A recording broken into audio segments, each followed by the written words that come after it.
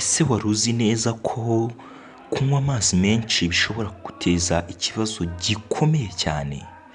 Ese wari uzi ko nubwo tuvuga ko amazi ari kimwe mu bigize ubuzima bw'umuntu, amazi nayo ashobora kuguteza ibibazo bikomeye cyane?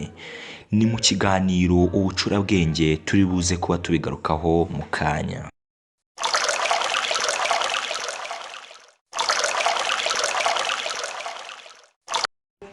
Ubundi amazi agize ibirenga 71% by'isi. Ibyo bikaba bivuze ko ayo mazi amenshi cyane cyangwa se arenga 96.5% by'ayo mazi ari ay'inyanja. Andi asigaye akaba aboneka mu nzuzi, akaboneka mu buryo bw'umwuka, akaboneka mu ma rivers, akaboneka mu buryo bwa ice. Nanone amazi dusanga 90% by'umubiri cyangwa se by'ibiro by'umubiri bigizwe n'amazi. Amazi rero akaba ari cyo gice kinini kigize ubuzima bw'umuntu. Mu yandi magambo bagiye bavuga ngo water is life. Uyu munsi rero nk'uko twabibabwiye twavuze ko turi buze kuganira ku cyo bita ingaruka zo gukonsoma cyangwa se kunywa amazi menshi. Ahangaha ari byo bita mu rurimi rw'abahanga water intoxication. Water intoxication cyangwa se water poisoning ni uburyo cyangwa se n'indwara ituruka mu gukonsoma amazi menshi. Kunywa amazi menshi bigabanya sodium mu mubiri, ibyo bikaba bituma sodium igabanyuka ikagera ku rwego rwo hasi cyane mu mubiri. Ibyo bikaba bitera ibibazo bikomeye cyane. Uyu munsi rero turaza kugaruka ku ngaruka zigiye zitandukanye zo kugenda ufata cyangwa se ukonsoma amazi menshi. Uyu munsi hari abantu uzi bategetswe amazi na muganga, ariko bikaza kuba ngombwa ko muganga ariwe ubibwiriye ati ayo mazi muyaveho. Ese byatewe n'iki? Ese kuki hari urugero runaka abaganga baduha rwo kunywa amazi ntarengwa? Ese kuki iyo abaganga bagutegetse amazi runaka batakubwira ngo ayo ushatse ahubwo baguha urugero? Ni mu kanya tukabigarukaho.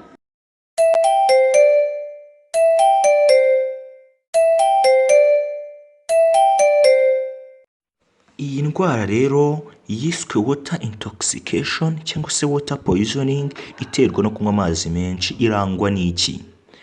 Umuntu ufite iyi ndwara mu mubiri hose arangwa no kuba afite water electrolyte imbalance cyangwa se ugusumbana kw'amazi mu mubiri, akagira dizziness cyangwa se ikizungerera, agacika intege ku rwego rwo hejuru, akanaribwa umutwe. Uyu muntu kandi ufite iyi ndwara arangwa no kugira isereri. Nyuma y'ibyo ngibyo uyu muntu akaruka nyuma yo kuruka akarangwa n'isesemi. Kandi uyu muntu iyo bikomeje cyangwa se akomeje gukonsoma aya mazi, birangira atangiye no kugira ikibazo mu mikanka, bigatangira kumugora kugenda cyangwa se imikanka ikagira intege nke cyane. Ibi bigakomeza kugeza aho umuntu atangiye kugira ikibazo cyo kunyaraguza or excess urination.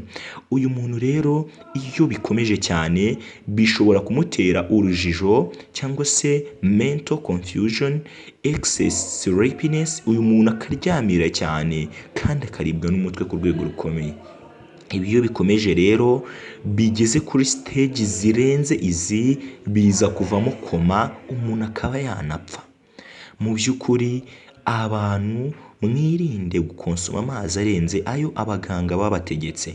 Ni mu kanya tugaruka ku buryo iyi ndwara yavurwamo.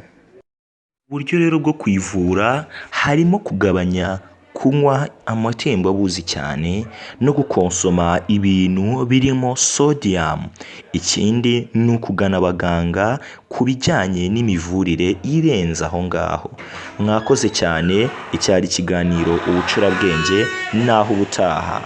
Subscribe and follow just to get new updates. Thank you.